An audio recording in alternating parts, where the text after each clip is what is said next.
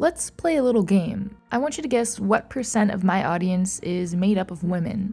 Here, if this helps at all, the ESA, or Entertainment Software Association, reported back in June that women make up just about half of all gamers in the US at 47%. Does that help at all? Okay, drum roll. And the answer is 8.8%. 8.8% of you are women. I always kind of thought that my videos might get at least slightly more female viewers since I'm also a woman, but no. Now, I do love you guys out there too, but looking at these stats had me wondering, why?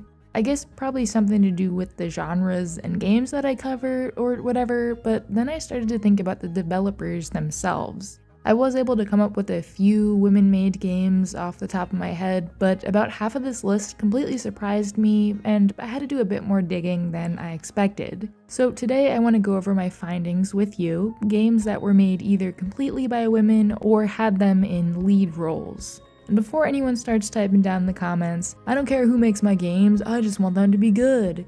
Shh, this isn't about you.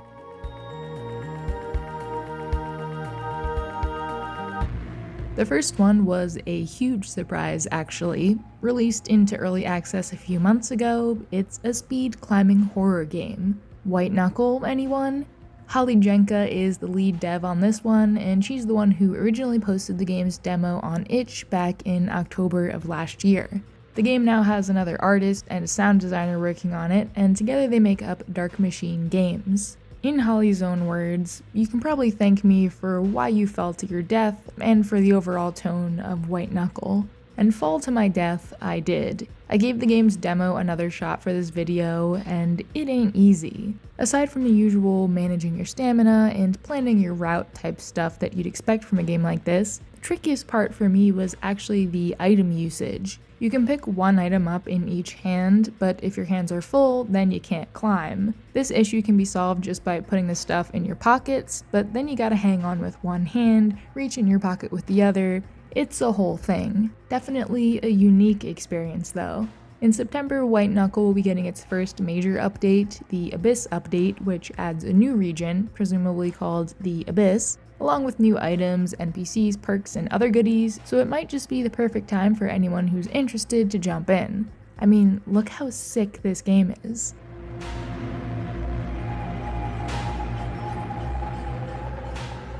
Speaking of punishing games, welcome to Prison of Husks. It also has a demo you can play, though the full game hasn't been released yet, but this one focuses on slow methodical actions rather than quick parkour skills. Your soul has found its new vessel in the Lithos Plateau, a heavenly afterlife painted by the hand of a pure heart. Yet, all that's left is a desolate landscape that's crumbling beneath your feet.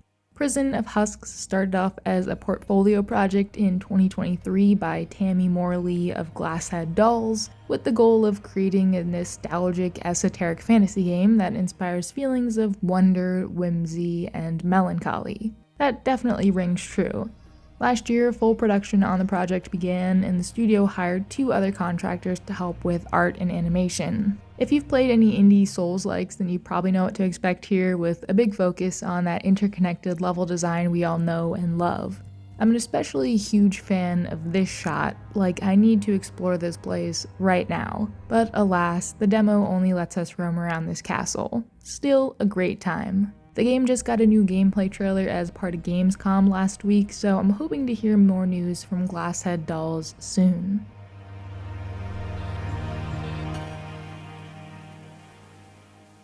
Next, we have a developer who goes by the name of Emlise, formerly Faxstock, who you may know from the gloomy Metroidvania Rusted Moss, but she's also got a ton of other really cool projects that I'll go over briefly.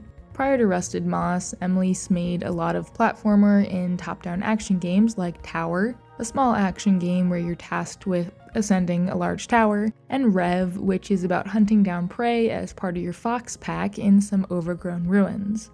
Then in 2023, Faxstock, Happy Squared, and Sunny Days, 3 ladies, all released Rusted Moss. I haven't played it yet, it's on my list for sure, you know how that goes, but it's a twin-stick shooter Metroidvania about swinging around and blasting your way through a bunch of strange creatures and machines. The game's final update actually just came out 5 months ago, so I'd imagine that Emlise is now able to fully devote her attention to her next project, Flooded Burials. She's making this one alongside Danny, or Nostalgia Tree, who is an amazing pixel artist that you should definitely go follow.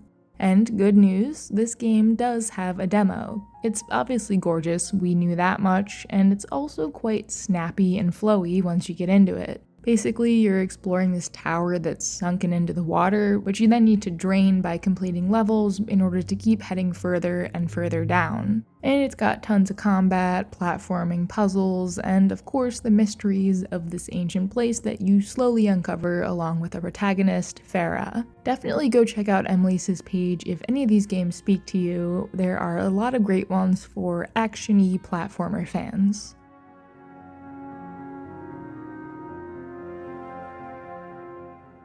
Now, I do love myself a Metroidvania, and Studio Pixelpunk has got 2 of them that look fantastic.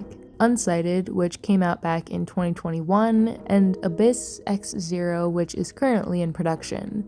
The team is made up of Fernanda Diaz and Tiani Pixel, and 2 very important beta testers.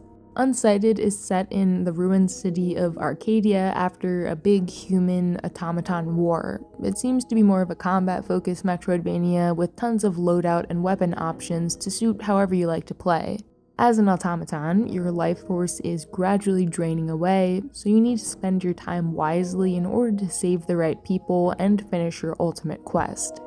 Abyss X Zero is a 3D Metroidvania, and let me tell you, this thing is so up my alley, it's almost unbelievable. 3D Metroidvanias, for some reason, are still pretty rare, but titles like Superland and now Super World, Pseudo Regalia, and Metro Gravity have all really pushed the bounds of what they can be. This one's got 2 different playable characters who are ultimately fated to battle each other. Codename A and Codename Z. I'm gonna go out on a limb and guess that's where Abyss and Zero come from in the title. But each one's got a different set of skills to use and weapons, and every time I see anything about this game, I get immensely more excited. Both Tiani and Fernanda are posting tons of cool behind the scenes looks at the game over on Blue Sky if you want to do a little deep dive for yourself.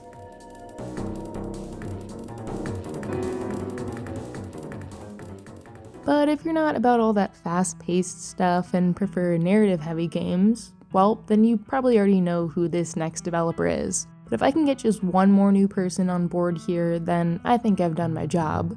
Black Tabby Games, responsible for the masterpieces called Scarlet Hollow and Slay the Princess, is a 2-person team made up of Abby and Tony Howard. Abby does all the art and her work is incredible, which is quite obvious if you've been watching this video. I played Scarlet Hollow earlier this year and it was such a fantastic experience. I don't know how long it's been, honestly, since I was hooked on a game's narrative like this, and there are still, I think, 3 chapters to go since the game is still in early access. Slay the Princess is the smaller game they'd been working on during Scarlet Hollow's development, and I think we all know that people really liked that one. Black Tabby Games is at the absolute top of the narrative horror game mountain, and I'm so stoked to see what they have in store for us with the rest of Scarlet Hollow.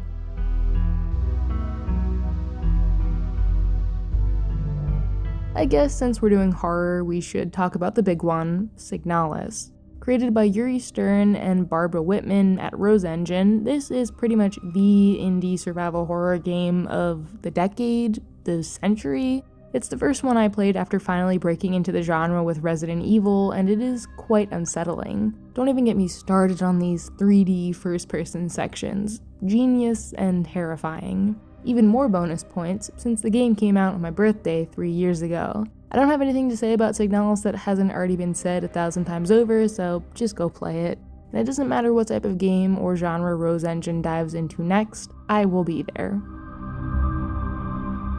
Okay, there's one more game left. It's not out yet, but Neverway looks to be this really unique mashup of life sim RPG and spooky, creepy horror. It'll be the first game by Cold Blood Inc., although you may recognize a few faces here from the team behind Celeste, Pedro and Heidi, and Isadora made an entire game engine just for this, so there's that. Everything we've seen from Neverway so far is instantly gripping. It's all drenched with this super thick melancholy and dread. Like the kind of farming game we've seen countless times at this point, but the complete opposite of those happy, bubbly worlds. Our protagonist Fiona decides to start her life over on a farm, and slay some monsters on the side, all while this other dimension called Neverway is slowly leaking into the real world and bringing about unimaginable horrors. There's a lot to unpack here, and I'll probably make a full video on all the details eventually, but this is one that you've gotta have on your wishlist. So those were all the girly games I have for you today. As always, please share your own favorites in the comments because I couldn't fit all of them into this video, unfortunately. Alright, that's it from me. Time to go play Silksong.